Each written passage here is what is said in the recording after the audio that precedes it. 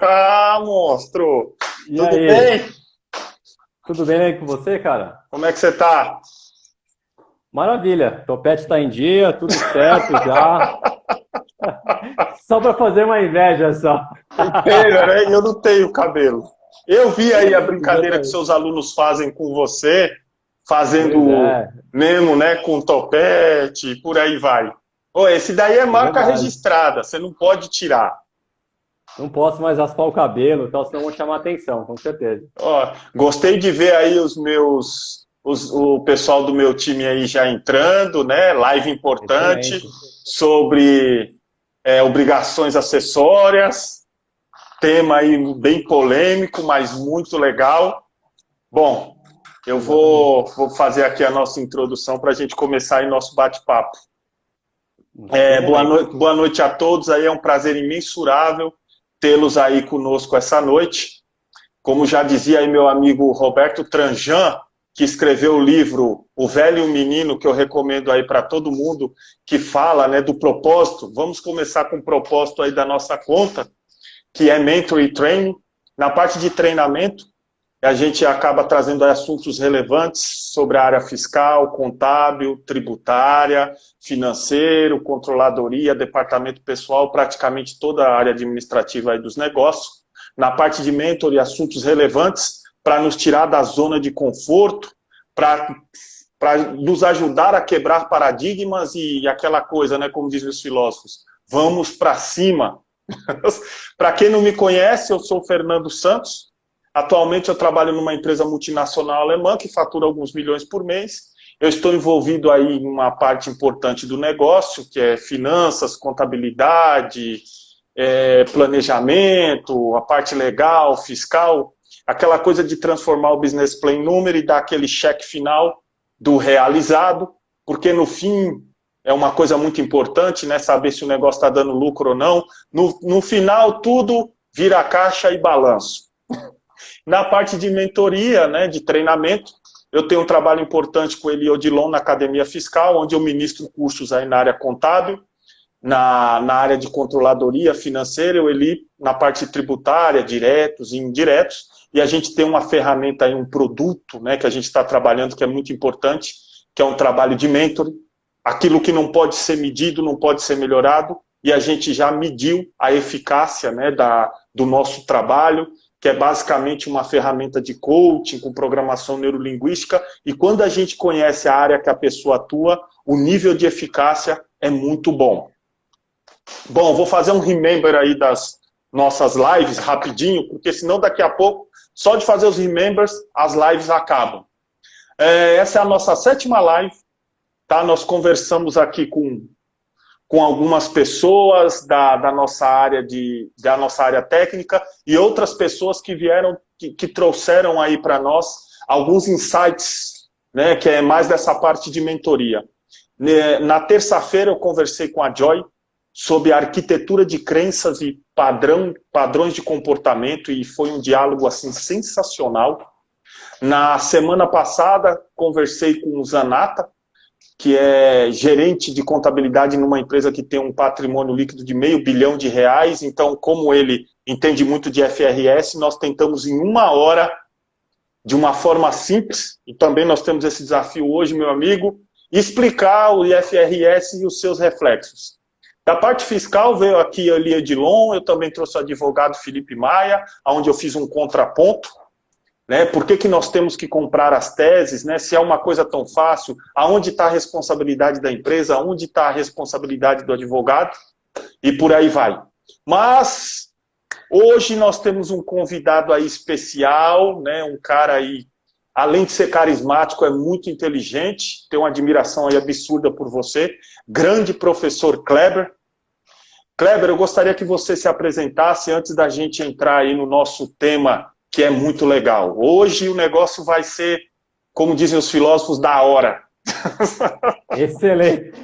Esse do refino, né? Os maiores filósofos, com Esse aí. certeza. Meu caro, inicialmente agradeço muito o convite, também a admiração recíproca.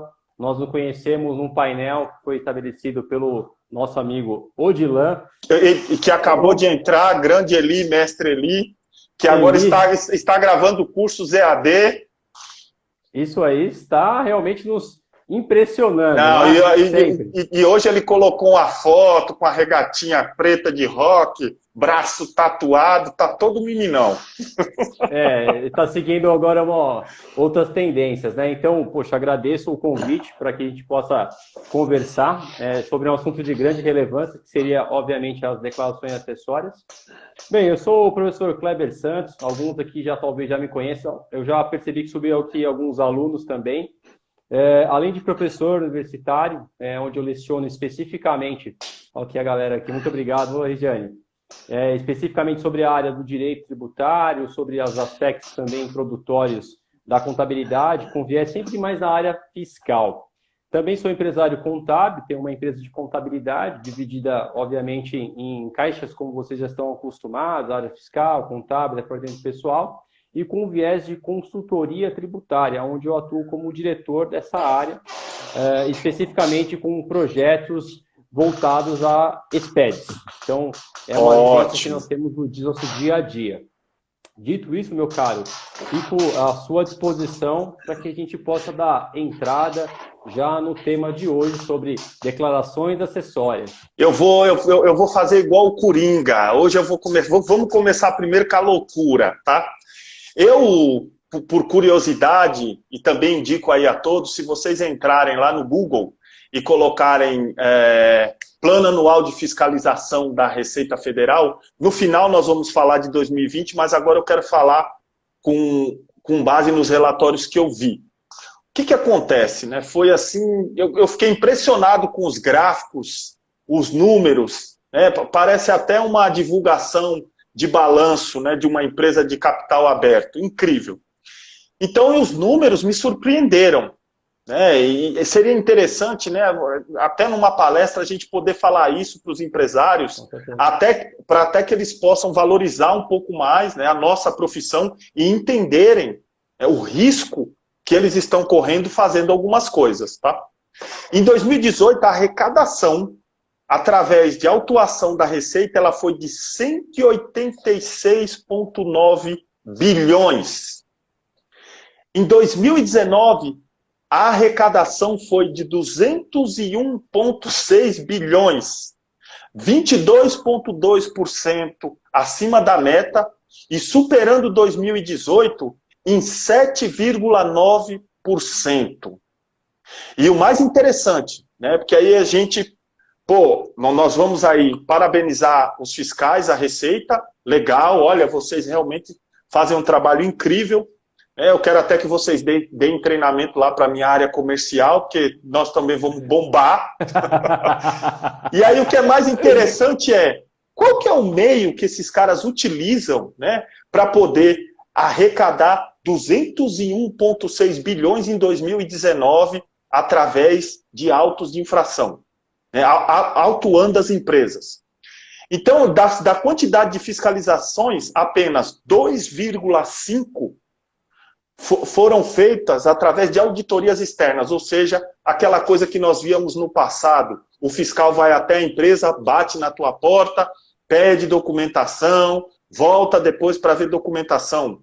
E o restante, que é 97,5, foram feitos através de meios eletrônicos. É óbvio que se nós fôssemos aqui adentrar nesse tema e pegar a quantidade de dinheiro que a Receita, né, o volume de dinheiro que a Receita arrecadava no passado e comparar com agora, com a mudança da ferramenta, com certeza nós iríamos assim ficar atônitos. Eu não tenho dúvida disso. Bom, então isso aqui é para assustar, né? Como eu te disse, vamos dar uma de Coringa aqui, criar o caos. E agora vamos conversar sobre a loucura. Primeira pergunta para você é o seguinte, meu amigo. O que são obrigações acessórias? Excelente. Bom, as obrigações acessórias, elas são oriundas das obrigações principais. A obrigação principal nada mais é do que o pagamento do tributo. Simples assim. É a forma que você vai demonstrar ao fisco quais foram as metodologias aplicadas para chegar naquele número. Então, trazendo isso de forma bem específica. Para fazer um cálculo de PIS e COFINS, fazer o DARF, você fez o recolhimento, ok. mas o fisco quer saber como que você chegou naquela conclusão. Como bem colocado pelo Fernando, seria muito interessante, talvez, o fisco ele ir até a sua empresa e perguntar, olha, tem certeza que está correto o seu cálculo? Se você tivesse a condição de falar sim, está correto, mas não tem condições humanas para que a gente possa confiar em dados desse tipo. Precisa-se ter uma declaração acessória pautadas em formas de processamentos que dê seguranças específicas. E a declaração acessória, especialmente, ela veio sofrendo metamorfoses. Acontece aonde nós temos ainda algumas declarações acessórias que cercam em modelos um pouco mais tradicionais, vide a DCTF tradicional, mas, em regra, quase todas as declarações já estão no universo SPED. O universo SPED, ele traz para nós layouts, ele traz para nós níveis de detalhe que talvez lá no passado nós não tínhamos. Um exemplo, nós temos a GIA, que eu tenho somente a construção de uma linha, aonde como que chegou na totalidade daquela CFOP, somente por meio, especificamente do SPED, hoje eu consigo entender exatamente quantas notas foram necessárias para chegar naquele determinada CFOP e assim chegando no resultado final do recolhimento. É bom dizer que o SPED também ele é oriundo das notas fiscais eletrônicas, que é uma outra declaração acessória também. Então, nós temos como fonte inicial, que seria a fonte principal, que é o pagamento, essa é uma obrigação. Sequencialmente, as notas fiscais que originaram aquela pessoa a qual fez a sua apuração, seja qual for o tributo, e depois sim a demonstração ao fisco de como que foi contextualizado aquele cálculo. Partindo dessa premissa, o fisco tem o recolhimento e como que você fez. E ela vai validar efetivamente como que foi construído, se efetivamente aqueles dados são fidedignos. E por meio e assim a Receita foi demonstrando, como você mencionou, todo ano, e mais para o final nós vamos tocar nesse assunto, sobre o plano anual, elas começaram a perceber que ser taxativo é importante para chegar nesses números especificamente trazidos por você. Mas é muito mais interessante, e nós vemos percebendo isso, uma autorregularização, onde por meio de uma plataforma, que é no ECAC, os contribuintes são notificados para que ele possa corrigir ou se explicar por que chegaram naqueles números. Então, o fisco vem também trabalhando dessa forma, orientando para que você possa fazer as práticas que nós chamamos de conformidade tributária. Bom, uma coisa interessante foi que o nosso amigo Eli colocou aí, nós falamos aí do número absurdo, né, de 206 bilhões que a Receita arrecadou através de autuação, e o mais importante é o nível de eficácia das autuações da Receita é de 90%. Exatamente. Tá? 90%, ou seja, eles não erram. Tem uma margem de erro aí muito pequena. A chance de você ser autuado e ter que pagar a autuação é de 90%. É muito grande. Ótimo. Agora vamos lá, você falou uma coisa interessante, né? Então, nós hoje temos várias obrigações acessórias, tá? Como você mesmo disse, que são oriundas da obrigação principal, que a obrigação principal, ela é o pagamento do tributo. Estou aprendendo direitinho, hein? E aí o que acontece? E aí o que acontece? Aí, vamos lá, vamos entender o que é obrigações acessórias. A maioria delas hoje estão em SPED. E óbvio que nós vamos falar sobre algumas aqui das principais. Algumas ainda não. Por exemplo, a DCTF. E a gente depois eu gostaria de conversar um pouco sobre o cruzamento de algumas informações para a gente entender mais ou menos como que o fisco pega isso. Né? O fisco cruza o quê com o quê? Na tua opinião hoje, quais são os principais SPEDs que nós temos? Bom, nós temos os que geram mais volume e por aí vai. Eu diria para você assim, vamos lá. É verdade que nós temos o ECD e ECF, que sempre o volume da contabilidade, uma vez que se concentra-se todos os registros, em termos de volume, especificamente, essas duas declarações, ela é o que tem mais informações. mas ela tem um critério anual, então você entrega isso uma vez por ano também. Obviamente, gera-se muitos registros, mas eu diria que as declarações que geram-se maiores riscos, momentaneamente falando, seriam o SPED fiscal, onde nós temos o ICMS e o IPI, que são fatos geradores mensais. Então, você emitiu um documento fiscal, especificamente aqui na competência de junho, logo o tributo vai ser recolhido no mês subsequente. Então, o prazo é muito rápido e a declaração segue a mesma esteira. Ela tem em cada unidade federativa um prazo pré-determinado para a sua entrega. Então, essa declaração SPED fiscal, especificamente ICMS e IPI, ela tem um trânsito de notas muito grande. Até porque, Fernando, quando nós entrarmos especificamente em alguns registros, você vai perceber que uma nota fiscal, que é um arquivo XML, e tem diversos campos, muito mais do que representa uma DANF, que é o documento auxiliar, aquele que acompanha a mercadoria. A nota fiscal eletrônica são vários campos. E quando ela recebe esses dados no SPED fiscal, existe em cada caixinha para compor esse dado. Então, por exemplo, através dessas informações, o fisco consegue cruzar alguns dados de suma importância, do tipo uma CST, que é a Código de Situação Tributária da Mercadoria, tem que estar condizente com aquela CFOP. Por exemplo, se você tem uma CST que ela pratica-se a isenção do tributo, logo não é possível existir no campo próprio um ICMS a recolher, por exemplo. Então, o fisco começa a entender alguns pontos. Ao inverso também, se você tem operações onde não deveria tomar crédito e tomou, por meio de CSTs e CFOPs, hoje é possível. Eu tenho nível de detalhe de CFOP, eu tenho nível de detalhe de NCM, eu tenho nível de detalhe de SEST, que está ligado com a substituição tributária. Então, hoje, o SPED ele traz para nós níveis de informações que no passado nós não tínhamos. Nós, eu digo, contadores, profissionais da área, nós teríamos que ter um respaldo de um sistema operacional que assim me trouxessem essas informações. Então, hoje, com o SPED, né, a gente consegue trazer. Nós temos também a FD Contribuições, que é oriunda ao PIS e COFINS, que também tem várias particularidades. O que dizer em relação, por exemplo, a alguns registros, por exemplo, ligado a retenções na fonte, cadastro de produto, para você definir quais são as informações que você está julgando como insumos ou não. Então, essas declarações também têm um cunho bem especial. Trago uma outra aqui que é relativamente recente, que seria o REINF. O REINF está em trânsito ainda, nós temos alguns registros que já estão rodando. Esses registros são mais voltados, em primeiro plano, para as retenções de INSS, fatos ocorridos para os contribuintes que são vistos como rural, desoneração de folha de pagamento, alguns tipos de despesas oriundas às clubes de futebol e etc. Só que ainda resta entrar dentro do cronograma as retenções mais volumosas, que seria o IR e o CSRF, que é conhecido como PCC também.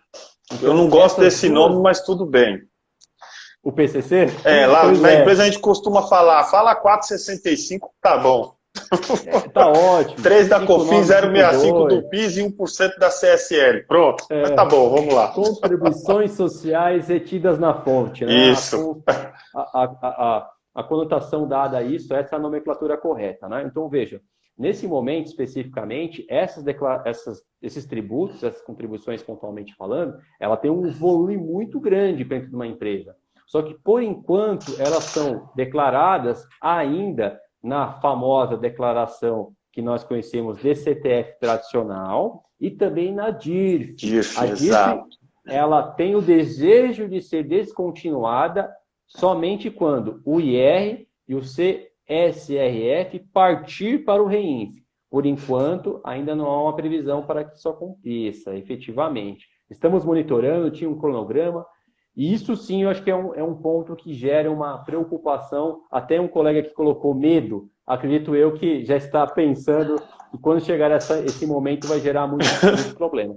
Temos o e-social também, que gerou talvez para o departamento pessoal uma mudança muito drástica, porque eles entregavam uma declaração chamada GFIP, que ainda acaba sendo necessariamente entregue por razão de algumas fichas pontualmente. Uhum. Mas eu digo, assim, nos últimos anos, eu acho que o que mais impactou, assim, acho que foi o e-social, porque, com todo respeito ao departamento pessoal, ele não trazia tantas novidades como a área tributária, como até mesmo a área contábil, ela tem digamos assim, alguns momentos, mas a área fiscal, especificamente, ela tem uma rotina diferenciada. Então, eu acho que por uma questão óbvia de ter dados num layout bem diferente, o departamento pessoal sofreu bastante. Então, eu diria para você, em suma, que a declaração mais volumosa, podemos citar que é o ECD e CF, mas aquelas que dão mais, digamos, impasse e problemas, está ligada com o SPED fiscal, FD contribuições e ainda assim a DCTF tradicional. Lembrando que a DCTF tradicional, ela recebe todos os DARTs, todos os pagamentos. Então, o cruzamento dela, ela é isso de importância. Quando nós chegarmos em cruzamentos, eu vou dar algumas dicas. Tá ótimo. Eu gosto, às vezes, de explicar um pouco as coisas da forma que eu explicaria para minha mãe. Né? A minha mãe chegou para mim esse dia e falou: ai, filho, eu quero virar analista fiscal. Falei: mãe, primeiro a senhora tem que aprender o que é PIS, o que é COFINS, o que é ICMS, né? O que é IPI, o que é ISS. Depois que a senhora aprender tudo isso, tem alíquotas, por exemplo, no caso do ISS, cada município tem uma legislação específica, né? O PIS e COFINS, depende se a empresa é lucro real, é um sistema não cumulativo, quando é lucro presumido é sistema cumulativo, tem o simples. Depois que a senhora aprender tudo isso, a senhora vai entrar no negocinho chamado obrigações acessórias. A senhora vai ter que aprender a fazer SPED, ou seja, ela falou: filho, tô fora. Né? Então é isso. Negócio realmente é bem complicado. Então vamos lá. Você falou aí um negócio interessante. E aí eu tenho um assunto legal, que eu sei que muitas empresas, para recuperação de impostos, elas acabam se utilizando do SPED. Então eu vou trazer aqui uma linha de raciocínio para o nosso diálogo, que é o seguinte: um pouco como a parte fiscal olha isso e um pouco como a contabilidade vai ver dessa forma. Por exemplo, o cara que está lá, que está no fiscal, ele está lá lançando uma nota, né, de compra, né? Está lá a CFOP 1102 e por aí vai, papapá, e aquilo é importado para a contabilidade, né, vai para um estoque, depois aquilo vira custo. O cara da contabilidade, ele tem que entender qual que é a metodologia de custo que ele vai usar. E hoje ele vai ficar mais louco ainda, porque ele tem que entender o que o IFRS fala e o que o RIR, o Regulamento do Imposto de Renda, fala. Né? Porque a gente sabe que ele vai lá usar o custo médio. Né? Então tem N coisas. Então a gente vai mais ou menos transitar por aí para o pessoal começar a entender um pouco. Por exemplo, no caso das retenções, né? Eu tenho lá o cara que apura o meu PIS e COFINS. E aí a gente começa a ter uma divergência. O pessoal do financeiro, a retenção do PIS e COFINS, ela é pelo regime de caixa. Tá? O PCC, ela é pelo regime de caixa. Eu tenho o PCC quando eu vou pagar uma nota e tenho o PCC quando eu vou receber. Então, quando eu recebo, eu vou lá, né, e coloco o meu PIS de 0,65, a minha COFINS de 3%. Tudo isso de retenção, o cara do meu fiscal colhe, aí ele está lá fazendo toda a apuração, ele chega para o financeiro e pergunta: quanto tem aí de retenção de PIS e COFINS? E aí, óbvio, né, o pessoal, e esse daí é um dos cursos que nós vamos dar lá na Academia Fiscal. O cara lá do fiscal, ele está esperto, ele só vai falar assim: ó, me dá o razão aí, contador, que eu já sei olhar. E aí, para ele poder pegar e apurar isso, né? Mas aí a grande sacada, né, aonde eu quero chegar é o seguinte: eu sempre uso como meio, e aí eu vou falar um fato real que aconteceu comigo, né? E aí o pessoal do fiscal já está mais esperto com isso. O cara vem e pega o SPED. Primeiro ele vai lá e pede o balancete. Aí a gente pode falar um pouco do SPED contábil, do ECB. O cara vem lá e pega o balancete e ele fala: olha, a tua empresa tem oportunidade de tanto de crédito de PIS e COFINS. Ele viu lá as despesas, ele viu se tem insumo e bibibi, bibibi, bibibi. Como que um cara, e eu sei que você faz esse trabalho, né, pode de repente pegar essas duas informações, que é o SPED contábil e o EFD contribuições, para poder fazer esse crédito, essa recuperação de impostos no PIS e COFINS? Muito bem, bem colocado. Bom, funcionando assim, não existe mágica. Os SPEDs, eles podem dar indicativos de como vai tratar a sua operação, mas nunca despreze a operação por si, ou seja, o contato com as pessoas para buscar entender um pouco mais em relação especificamente ao tratado. Então, o que eu quero dizer? Por mais que os registros te falem alguma coisa, mas muitas situações podem estar em desacordo. Quer ver um caso real? Uma certa vez estava fazendo uma avaliação de PIS e COFINS, especificamente, e eu fui no registro entender como que foi cadastrado. Temos um registro no SPED fiscal, por exemplo, que lá você fala se isso é uso e consumo, se é insumo, se é revenda, etc. Foi classificado, assim, eu vi uma linha de uso e consumo dentro do próprio SPED fiscal, e aí esse consumo era camisinhas. Vejam vocês, camisinhas. Só que era uma empresa que fabricava vasos sanitários. Vasos sanitários. Eu falei, poxa, esse consumo gigante de camisinhas me chamou a atenção e eu vi que está classificado como uso e consumo e também na contabilidade. Eu falei, caramba, só que na contabilidade tinha um centro de custo onde entendia se ele transitava-se sobre algumas despesas voltadas para gerar uma receita. Está estranho isso aqui, o que seria? Então, fui entender que o processo produtivo da camisinha nada mais era do que um insumo intermediário. A camisinha, ela entrava no recipiente e tinha um vaso depois de fabricado. E ele passava no buraco. Se porventura, quando ele passasse, se topasse, se não tivesse necessariamente de forma adequada, aquele vaso não poderia estar pronto para venda. Então, nós trazemos esse conceito do PIS e COFINS do essencial e relevante, no que se classifica como insumo. E nesse momento foi entendido. Aproveitando, quarta-feira, nossa live é sobre isso. Eu e o mestre Eli. Definição Exato. De insumos no PIS e COFINS. Não percam. Vocês vão arrebentar. E aí, deixando esse exemplo, foi o que de fato aconteceu. Nós percebemos que é um insumo intermediário. Ele não tem uma relação intrínseca com o produto, mas tem uma relação de qualidade para que aquele produto tenha condições de ser vendido. Então, nesse sentido, foi possível tomar crédito de PIS e COFINS, mas não foi possível tomar crédito de ICMS porque não tem uma saída subsequente das camisinhas. Mas para PIS e COFINS teve um critério diferente. Então, se eu tivesse um vício de entendimento só do ICMS, talvez, assumindo um CFOP de uso e consumo, deixaria passar. Mas a contabilidade me trouxe essa informação também, onde eu tinha linhas específicas dentro do próprio ECD-ECF que chamava-se atenção em relação ao custo alto frente a esse tipo de despesa. Então, percebam que, como a contabilidade e o fiscal se conversam bastante, e nesse caso real, foi possível recuperar um crédito muito interessante para a empresa, porque era um tipo de insumo intermediário que se carregava há muito tempo. Então, vamos lá, voltando. Ótima dica para vocês aí. Então, a partir do momento que o contador ele tem um plano de contas, né? Porque uma coisa ela tá lá, o SPED, tá? Exatamente. É o SPED. E aí você pode, de repente, olhar o SPED contábil por conta, e por conta você tem condições de saber o que é o PIS, o que vai dar direito ao PIS e COFINS. Óbvio que você vai amarrar isso com a EFD, contribuições. Ótimo. Então, a partir do momento que o cara cria as contas, ele já pode criar essas contas sabendo o seguinte, essa daqui dá direito a crédito. Sim. Né? Dessa forma, ou seja, fica aquele negócio confiável. O problema é, se, por exemplo, tem lá uma conta que é aluguel pessoa jurídica, com base na 10.637, a gente sabe que dá direito a crédito de PIS e COFINS. Aí o cara joga uma despesa com refeição lá. Ferrou, né?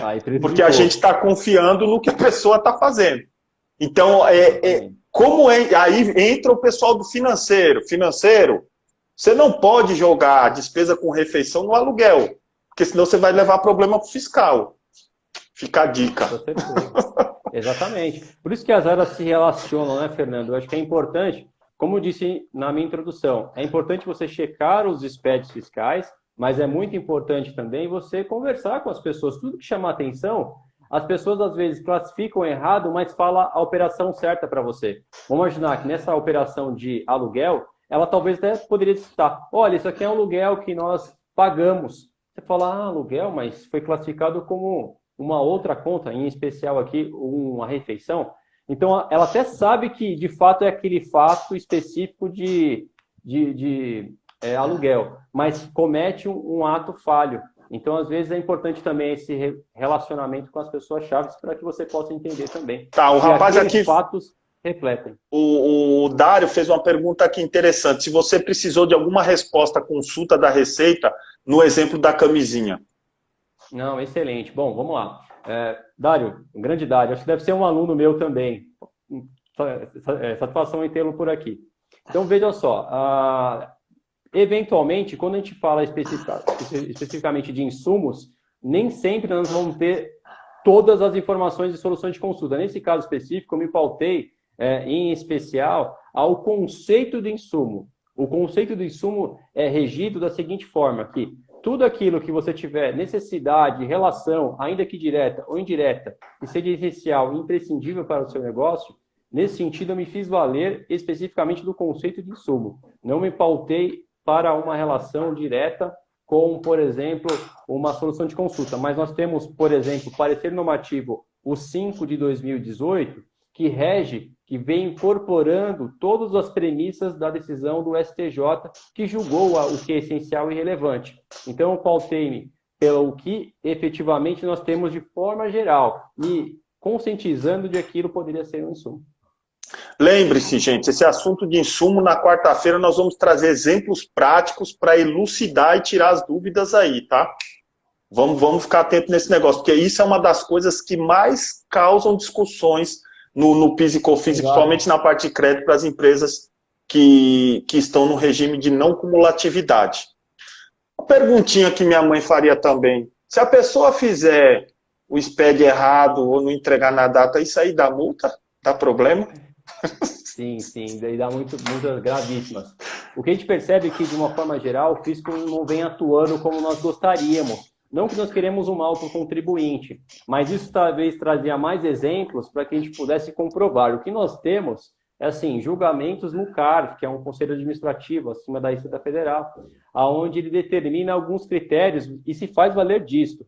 Então, o que, assim, prevê a lei, por exemplo, algumas penalidades, é o seguinte: deixar de informar alguns registros dentro do SPED fiscal, seja qual for ele, um SPED fiscal, de contribuições, ECD, ECF, tem previsão de multa, que pode variar de uma multa muito alta, desde que essa multa seja só um simples registro que não foi mencionado, ou pode também ser multas de fraude, quando você venha alterar arquivos, que pode acontecer. Você pega um arquivo XML, se você descaracterizá-lo, isso pode ter uma fraude. Isso está, inclusive, até como um crime de ordem tributária. Então, ou seja, pode ser até preso.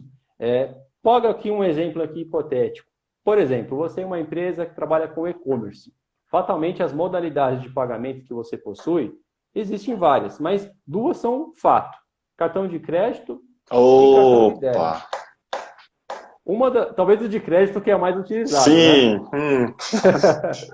Nesse momento, se você é um contribuinte normal, você faz necessário entregar o nosso amigo SPED fiscal. Nós temos um registro que é o 1600. Quem quiser marcar, fique à vontade. Registro 1600. Esse registro, você deve informar quais foram essas receitas que você obteve dentro daquela competência. Se assim você não realizar, você está deixando de cumprir. Em São Paulo, aqui, por exemplo, nós temos previsão de 1% sobre o valor de cada operação que você deixou de informar. Então, esse percentual pequeno pode se tornar um número muito grande frente à quantidade de registros que você deixou de, assim, demonstrar ao fisco. Tanto é verdade que, assim, nós temos uma declaração acessória também, que é o documento fiscal, e nós temos a modalidade de pagamento que você vai receber. Então, você já deu um indicativo de como que você vai receber. Primeiro ponto. Quem é a operadora do cartão de crédito entrega uma declaração chamada DECRED. A DECRED, ela informa qual é o CNPJ de quem ela repassou essa grana. Então, já deu outro indício que, efetivamente, você tem essa condição.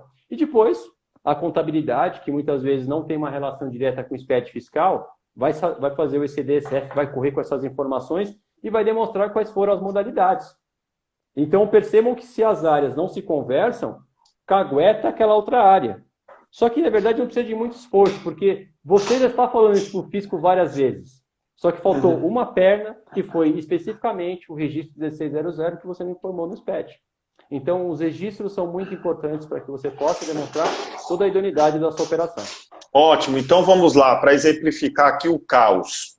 O cara tem uma empresa, a maioria das empresas que fazem isso são as optantes pelo Simples, e aí ele tem lá duas contas.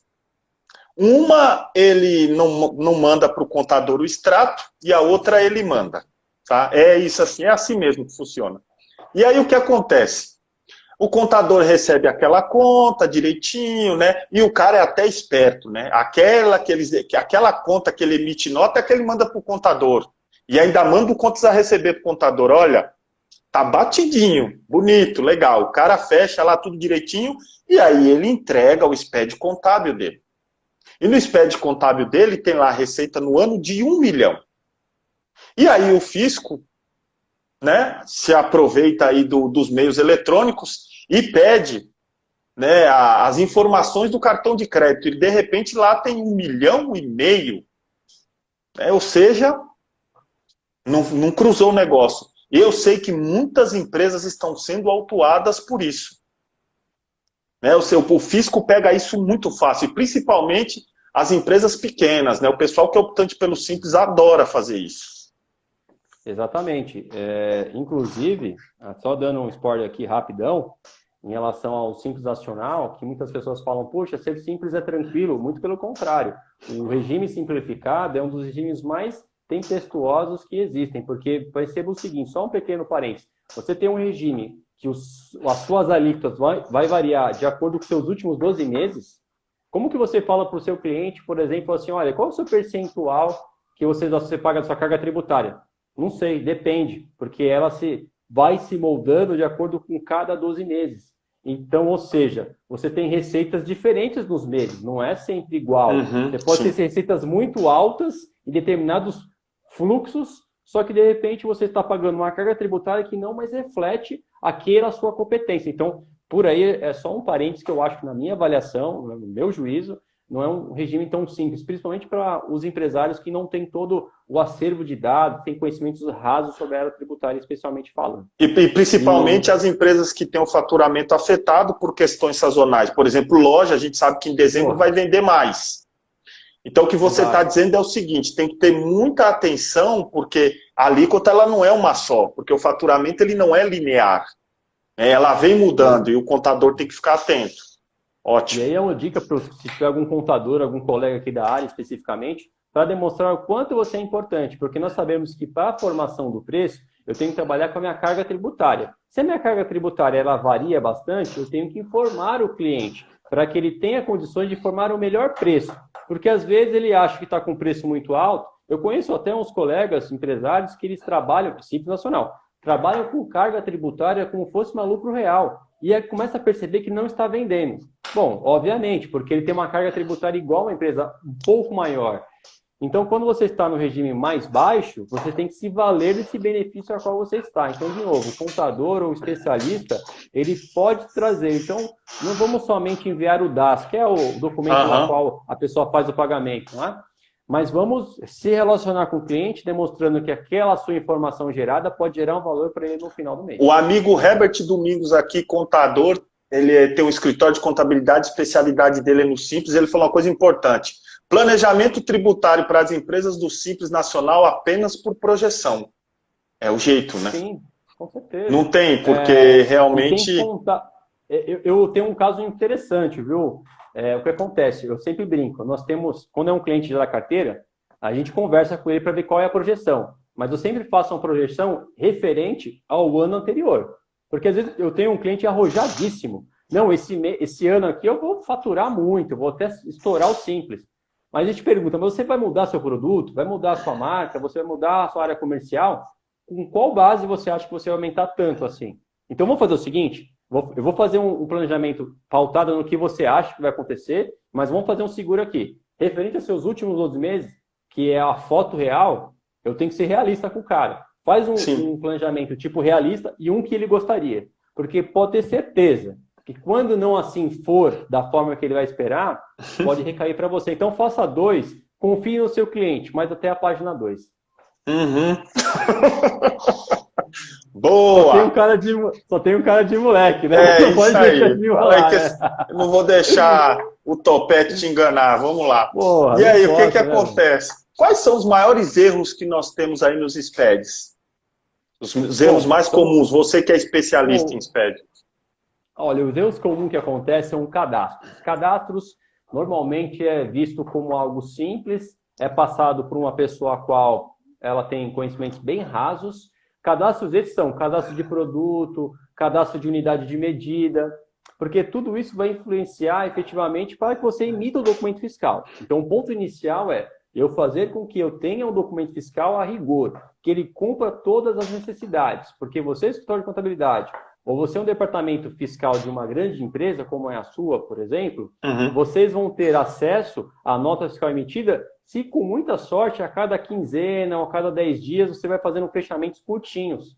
Mas mesmo assim, a nota já foi emitida, o fato já aconteceu, e dificilmente, meus amigos, se você tem uma nota fiscal que tem 10 itens, vocês vão conferir item a item para checar se efetivamente o cálculo que foi consolidado final nos campos próprios de ICMS. Quer ver um caso bem próprio? Se você tem Ótimo. várias linhas, se você tem o CFOP e também tem NCMs diferentes, as alíquotas podem variar. Você pode ter no mesma linha, ter, por exemplo, 7%, 12%, de repente você pode ter 18%, enfim, tudo pode acontecer. Só que tudo isso é totalizado e colocado no campo inicial, nos campos próprios de ICMS próprio e de ICMS-ST, se assim existir, e de IPI é a mesma coisa. Só que, normalmente, o cara que faz as conferências, dificilmente, se tem 10 itens, se tem, por exemplo, a substituição tributária, que tem o famoso MVA, que pode cada produto ter o seu, o ideal é você colocar o linha a linha, mas na prática não acontece. Então, quero dizer, a fonte inicial é o cadastro do produto.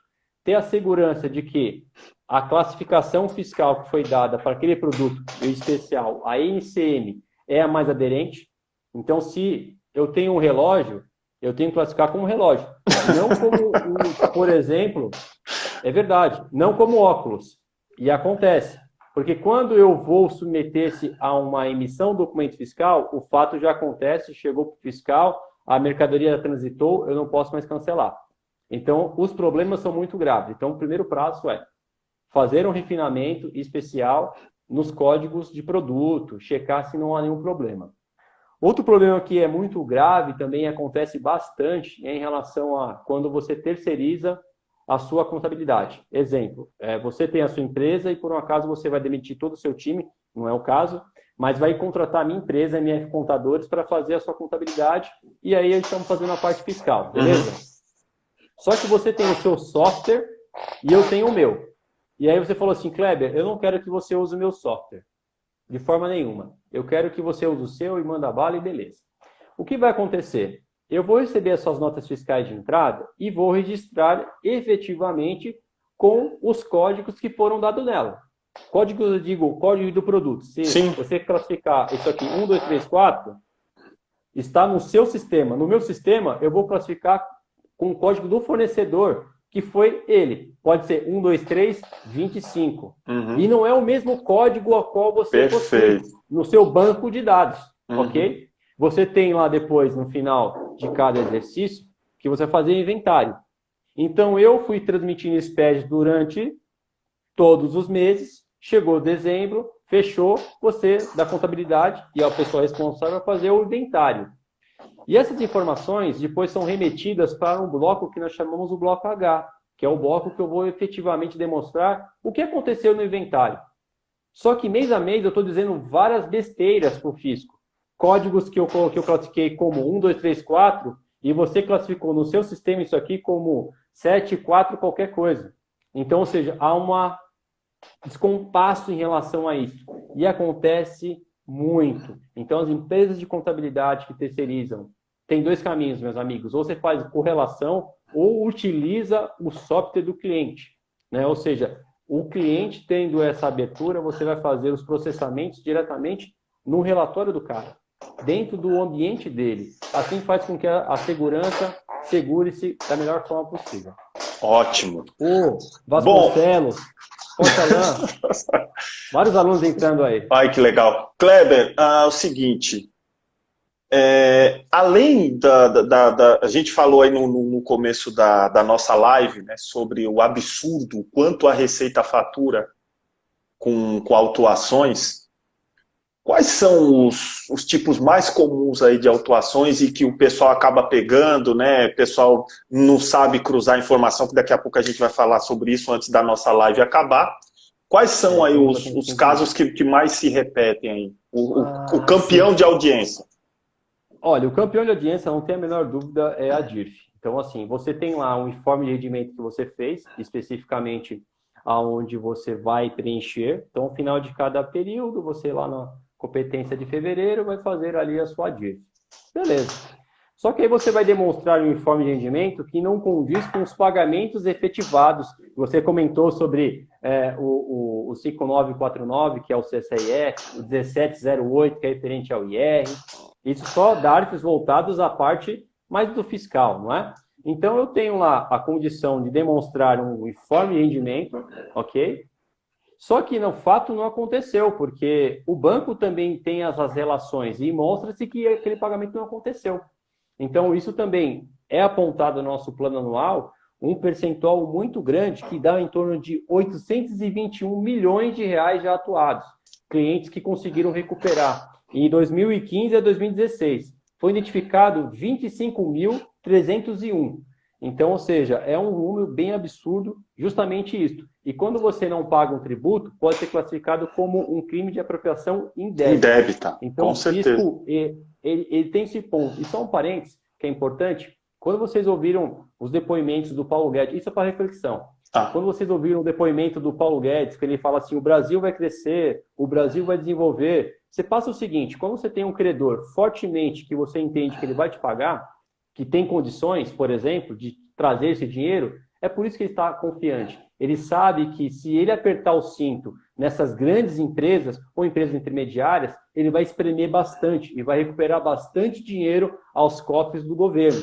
Então, eu acredito que, como você bem colocou, 91% de chances, ele tem possibilidades reais de trazer. E quando ele dá esse discurso, ele dá essas informações para nós, muito em relação ao que ele está enxergando de oportunidades dos contribuintes. Então, no primeiro plano, a DIRF, ela é um ambiente que tem que ser bem entendido. Porque mandar um informe de rendimento para o cliente, onde não houve os pagamentos, logo é uma confissão de dívida que isso não aconteceu. Ótimo, vamos lá. Para a gente falar um pouco aí de cruzamento, antes que acabe a gente entrar aí no plano anual da Receita rapidinho. Vamos lá. Aí eu vou aproveitar a DIRF. Eu tenho lá um código 1708, né, que eu pago lá o DARF, vou lá, faço ele na minha DCTF, bonitinho. Então vamos lá, vamos elocubrar aqui, vamos dar uma de contador. O que acontece? Tenho lá uma nota fiscal que eu emiti de 1 milhão, né? Tenho lá uma retenção de IR, de contribuição social, né? Tenho PIS, tenho COFINS, ótimo. Né? E aí o meu IR eu faço por competência, né? Porque eu tenho essa opção, o que ocorrer primeiro, ou pagamento, né? Ou por competência. Trabalho por regime de competência, então o meu 1708, a minha retenção do IR e a minha contribuição social, todo mundo sabe, eu só vou aproveitá-la, né? E o financeiro está lá esperto, na hora que ele vai baixar a nota lá do contas a receber, ele não entende, mas ele vai aprender no nosso curso lá na Academia Fiscal. Viu, financeiro? O financeiro vai entender que na hora que ele lança aquilo, ele sabe para que conta que vai, ele sabe o que o contador faz, ele sabe tudo, ou seja, ele vai ter agora a visão macro no curso de Contabilidade Gerencial Tributária. E aí o que acontece? Aquilo foi lá para a minha retenção de IR, foi lá no meu balancete, está como IR, apurei meu IR, por exemplo, no final do mês, tive lá um lucro, né, de 1 milhão, fiz as minhas adições, as minhas exclusões, e tive lá um IR para pagar de 200 mil, por exemplo. E tive de retenção 50. Paguei 150 mil. Ótimo. Tá? Eu já tive muito problema com isso. Por quê? O que acontece? O cara vai fazer a DIRF dele e, de repente, ele não colocou 50. E eu coloquei 50. Aonde que o fisco pega isso? Quando eu faço, né, a minha antiga DIPJ, hoje ECF, eu coloco lá CNPJ por CNPJ de quem foi a retenção. E aí o que o fisco faz? Ele pega lá na minha ECF 50 mil de retenção daquele cliente, né? E o cliente na DIRF não fez nada, automaticamente ele me manda uma cartinha. Ô, pilantrinha, me devolve os 50 mil porque o cara falou que não teve retenção para você. Óbvio que eu já sei a resposta, né? Mas e hoje está muito mais fácil, né? Porque na hora que a gente vai apurar, né? Que a gente vai fazer a apuração no final do ano, porque a gente sabe que agora a gente só, infelizmente, a gente é obrigado a se aproveitar do crédito, né, de antecipação de imposto. No outro momento a gente pode fazer uma live aqui sobre imposto de renda, porque ele é anual, mas você antecipa. Você só pode compensar depois que você entrega a ECF. Então, né, hoje é lindo, né, a diretora financeira da empresa já chegou para mim e falou assim, nossa, depois que vocês começaram a fazer um trabalho diferente, aí a gente parou de receber carta da Receita. Óbvio, eu vou no ECAC e eu sei quanto que o meu cliente colocou. Né? Então, ou seja, tá aí um exemplo de cruzamento. Dá um outro exemplo aí para nós. Olha, eu estou muito confiante, como eu comentei a você, quando entraram as retenções na fonte, o IR e o CSIF, por meio do nosso REINF, então mensalmente eu vou ter os recibos. E eu posso ter também a solicitação junto com o meu cliente para que ele possa me compartilhar. E digo mais, é bem provável que a Receita Federal vai compartilhar também esses recibos, dessas entregas que são feitos para que você possa mensalmente investigar quais foram as retenções efetivamente declaradas pelo tomador. Porque, veja, como você está no prestador de serviço, você fez o destaque e quem faz o recolhimento é o tomador. Então, quem faz o recolhimento dos DARFs, bonitinho, é esse cara. E esse cara que vai demonstrar ao fisco quais foram as retenções e aí sim tem um cruzamento do confissão da dívida. Perfeito. Até porque o tomador ele vai demonstrar isso também na DCTF. Então, DCTF e DIRF, elas precisam se conversar. Então, se eu pegar um DARF, aí você tem várias modalidades. Muito é comum, o pessoal faz o 1708, ela coloca a totalização de todos os fornecedores que houveram dentro daquele período, totaliza-se um valor e recolhe um DARF. Ou tem alguns que gostam de sofrer. Um por um. Fazer 200 DARFs. A rastreabilidade, digamos que seria interessante, mas você tem condições de controlar isso de uma outra forma, sabendo que aquele valor de 100 mil compõe todos aqueles fornecedores. Bem, dito isso, eu tenho que saber trabalhar a DIRF. Então, antes de entregar a DIRF, eu tenho que olhar as minhas DCTFs. Eu tenho que checar se, dentro do mês competência janeiro, por exemplo, fecha com a minha linha de janeiro de DIRF. Então, eu tenho um DARF de 100 mil reais. Eu tenho uma DIRF, eu tenho uma DCTF no mês de janeiro. Eu tenho 100 reais? Tenho, ótimo. Isso aqui é um cruzamento. Fechou as informações. Então, sempre ponto de partida é Imposto Federal, DCTF. Porque a DCTF, como nós falamos, ela recebe todas as informações. Ela recebe PIS e COFINS. Então, qual é a dica aqui, gente, que eu deixo? Vai fechar eu dei esse exemplo da DIRF e DCTF. Vai fechar, por exemplo, o seu SPED fiscal e você entrega o IPI? Verifique como que está antes a sua DCTF e o seu IPI. Porque eu faço a apuração do IPI dentro do SPED e declaro efetivamente o meu débito e crédito na minha DCTF. PIS e COFINS, a mesma coisa. Eu preciso checar FD Contribuições e DCTF. Elas têm o mesmo período? Sim. Quando eu entregar ECD, ECF, se eu paguei DARFs, eu tenho que checar com a DCTF se efetivamente estão conviventes. Então, perfeito. É o beabazinho que a gente consegue trazer. E o fisco, ele vai nessa linha. Ele consegue, por meio da DCTF, receber. E ele é muito efetivo no ECAC. Se você tiver descompasso, automaticamente ele te atua. Primeiro ele te manda uma autorregularização. A cartinha, para você explicar o que está acontecendo.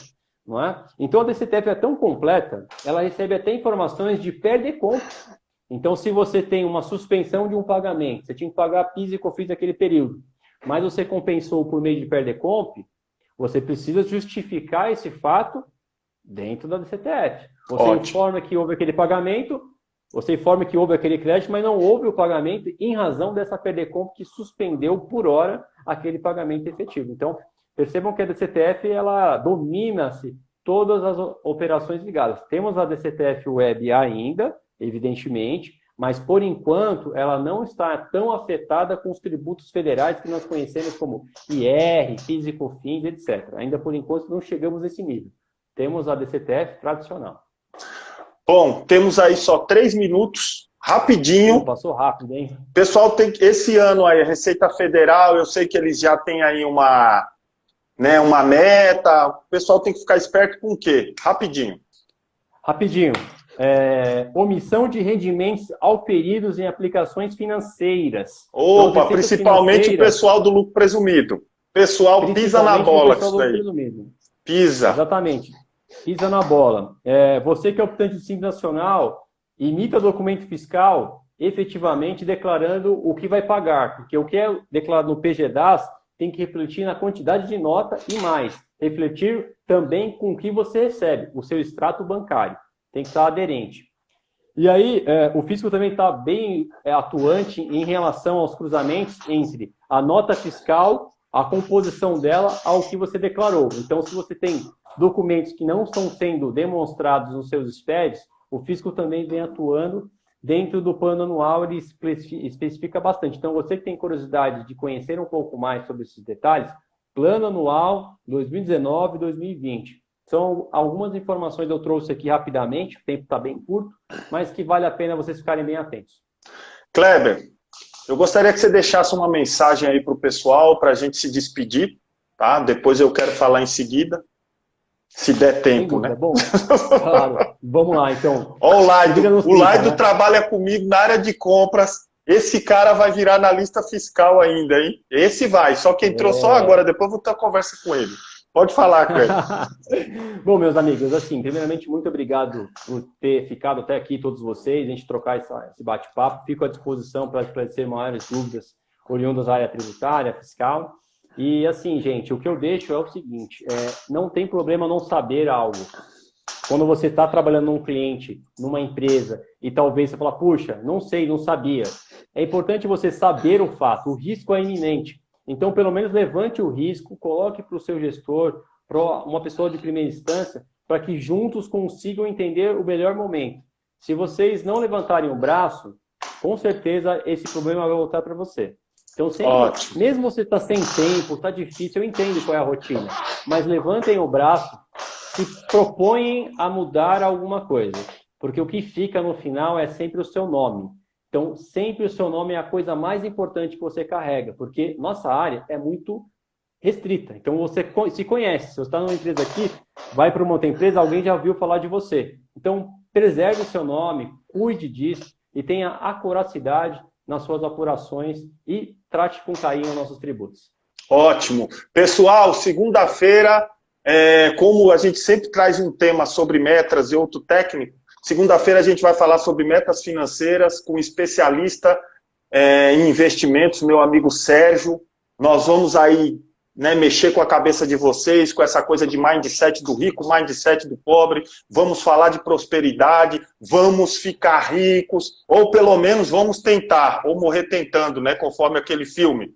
Na quarta-feira eu tenho uma live com meu grande amigo Eli Odilon, nós vamos falar sobre a definição de insumos nos créditos de PIS e COFINS.